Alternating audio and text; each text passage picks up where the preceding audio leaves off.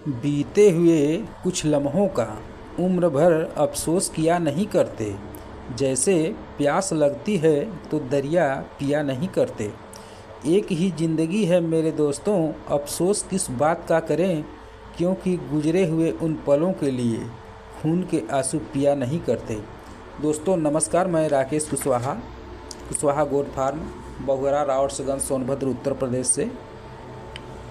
दोस्तों आज हम लोग बात करेंगे कि नियंत्रित ब्रीडिंग सिस्टम क्या है, इसको अपनाने से हमें क्या क्या फ़ायदे होने वाले हैं और हमारा जो है बकरी पालन व्यवस्था एक सुचारू ढंग से कैसे चले और हमारे बाड़े में बच्चों की संख्या बढ़ती जाए, बच्चे बीमार ना हों, उनकी मृत्यु दर कम हो और एक आदर्श बकरी पालक के रूप में हम लोग जो है रहें और हमें किसी तरह का कोई भी जो है लॉस ना हो। तो आज हम लोग जो है एक नियंत्रित ब्रीडिंग सिस्टम के बारे में बात करेंगे। दोस्तों बकरी का बच्चा किसी बीमारी से मरे ही नहीं, इस तरह का प्लान हम लोगों को जो है बनाना है। इसके लिए हमें जो है कि नियंत्रित ब्रीडिंग सिस्टम को कैसे चलाना है, इसके बारे में ही बात होगी। तो दोस्तों इसमें हमें अपने बकरियों के ब्रीडिंग के लिए सीज़न तय करना होगा। हमको जो है एक सीज़न जो है सेलेक्ट करना होगा, क्योंकि ज़्यादातर बच्चे दस्त निमोनिया से मरते हैं। दोस्तों आपने देखा होगा कि बच्चे जो होते हैं छोटे छोटे बकरी के, सर्दी के मौसम में उनको जो है निमोनिया हो जाता है और जो निमोनिया में जो है कि इतना भयंकर जो है उनको गले से लेके पूरे फेफड़े तक कफ जमा हो जाता है, सांस लेने में दिक्कत होती है, उनको जो है बहुत ज़्यादा दर्द होने लगता है। और सही जानकारी न होने के कारण किसानों को या तो छोटे बच्चे उतना जो है कि मजबूत नहीं होते और उनकी मौत जल्दी हो जाती है। तो दोस्तों इससे हमको कैसे बचें, तो इसके लिए हम लोग जो है कि एक प्लान बनाएंगे। और देखे होंगे दोस्तों कि गर्मी के दिनों में जो बच्चे पैदा होते हैं तो 35 डिग्री के ऊपर जब तापमान जाता है तो दस्त होने का खतरा जो है बच्चों में बहुत ज़्यादा हो जाता है। तो इसमें भी जो है कि बच्चे दस्त करने लगेंगे, दूध पीना छोड़ देंगे और कमज़ोर होकर जो है उनका भी जो है कि मृत्यु हो जाता है। तो इन सब चीज़ों से हमें कैसे बचा जाए, इसके लिए दोस्तों हमको एक प्लान बनाना होगा। तो दोस्तों बच्चों के लिए डायरिया और निमोनिया बहुत ही जानलेवा है। दोस्तों अगर देखा जाए तो बकरियों का दूध सभी बैक्टीरिया और वायरस का जो है सबसे बड़ा सर्वोत्तम मीडिया माना जाता है।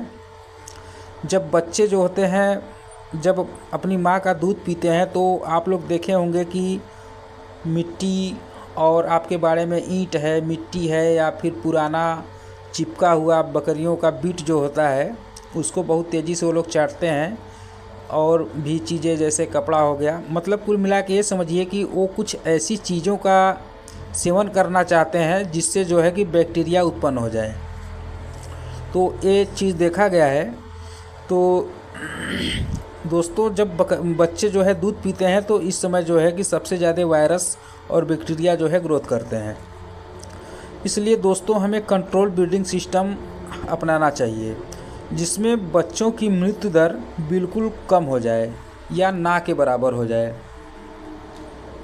दोस्तों बच्चे जो भी अत्यधिक मरते हैं या तो ज़्यादा गर्मी या ज़्यादा सर्दी में ही मरते हैं।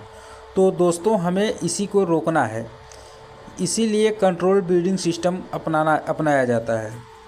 दोस्तों हम अपने बकरियों की पहली ब्रीडिंग जो है, जब भी हमारी बकरियां किसी महीने में हिट में आए, हमको नहीं कराना चाहिए उनकी जो है कि ब्रीडिंग।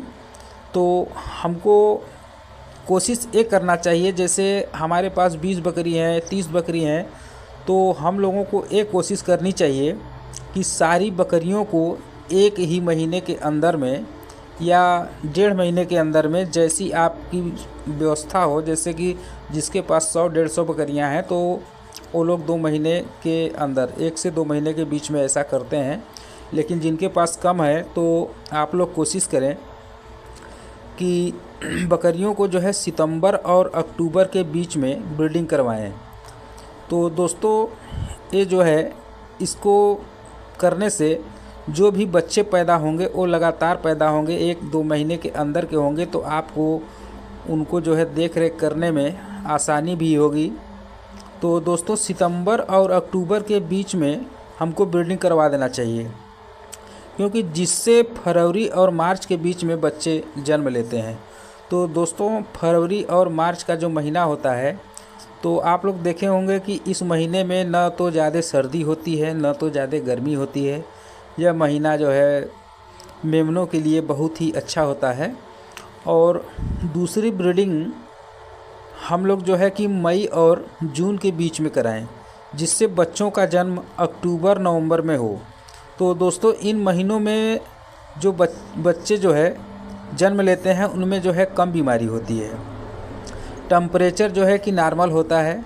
तो दोस्तों सारी बकरियों को आप कोशिश करें कि एक साथ ही हीट में आए। मतलब आपकी बकरी अगर जैसे कि किसी और महीने में हीट में आई है तो आप उस समय ना कराएं। आप लोग कोशिश करें कि एक ही साथ जो है आपकी बकरियां हीट में आएँ। तो इसके लिए जो है कि दोस्तों आप जो है मेडिकल स्टोर से या किसी अच्छे डॉक्टर से संपर्क करें और हार्मोनल ट्रीटमेंट करवाएं उनका जो है। आपको अगर ये चीज़ पता हो तो आप जो है कि खुद लाके जो है इसका ट्रीटमेंट करें, या न पता होने पर आप अच्छे डॉक्टर से जो है सलाह लेकर ही ये सब करें। तो दोस्तों बच्चों को डायरिया रोग का खतरा ज़्यादातर 0 से 25 दिन में अत्यधिक होने का खतरा बना रहता है, क्योंकि इस समय बच्चे जो है केवल माँ के दूध पर ही निर्भर होते हैं और वो कुछ गंदी चीज़ों को खाने का प्रयास करते हैं। तो इसमें जो है खतरा बना रहता है। तो दोस्तों ये हमारा जो है कि ये जो है ब्रीडिंग सिस्टम है, इसको जो है नियंत्रित ब्रीडिंग सिस्टम अगर आप अपने बाड़े में अपनाते हैं तो निश्चित रूप से जो है आपका कभी नुकसान नहीं होगा और आप फ़ायदे में होंगे। तो दोस्तों आपको जो है कि अपने बाड़े में अच्छी तरह साफ़ सफाई ये भी बहुत मायने रखता है, और अपने बकरियों के लिए अच्छा खान पान। और सबसे महत्वपूर्ण है कि अगर आपके बच्चे में बाड़े में जो है दोस्तों बच्चे एक साथ जब आते हैं तो आपको उनको जो है कि रखने में आसानी होती है और उनका खान पान ध्यान देने में आसानी होती है। आपको परेशानियों का सामना कम करना पड़ता है। तो अगर इस हिसाब से आप लोग अगर अपने बाड़े में कंट्रोल ब्रीडिंग सिस्टम को अपनाते हैं तो मैं समझता हूं कि यह हर किसान भाई के लिए बहुत ही अच्छा है, जो भी बकरी पालक है उसके लिए बहुत ही अच्छा है।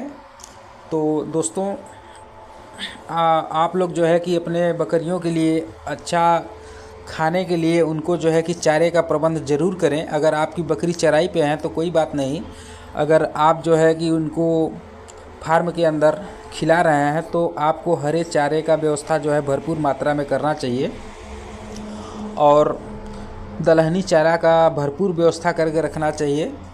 तो दोस्तों आपको छोटी छोटी चीज़ों को ध्यान में रखना चाहिए, जैसे नॉर्मल जो है कि सर्दी खांसी जुखाम, नॉर्मली बुखार, पेट में गैस बनना और जो है डायरिया होना।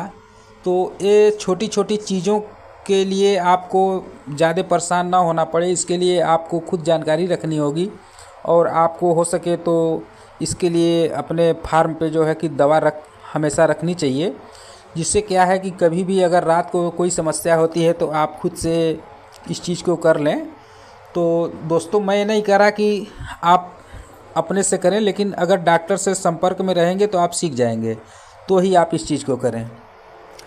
और दवा देते समय दोस्तों एक चीज़ ध्यान रखें कि कौन दवा गाभिन बकरी को देनी है, कौन सी दवा मेमने को देनी है, और कौन सी दवा जो है कि नॉर्मल बकरियों को देनी है। तो ये जानकारी आपको होनी चाहिए, क्योंकि बहुत सारे लोग जो है कि गाभिन बकरियों को ऐसे ही दवा दे देते हैं तो बच्चों पे असर पड़ता है। कभी कभी बकरियां जो है समय के पहले जो है कि डिलीवरी कर देती हैं, तो ऐसा जो है करने से उनका जो है नुकसान होता है। तो दोस्तों आप लोग ध्यान रखें इस चीज़ का।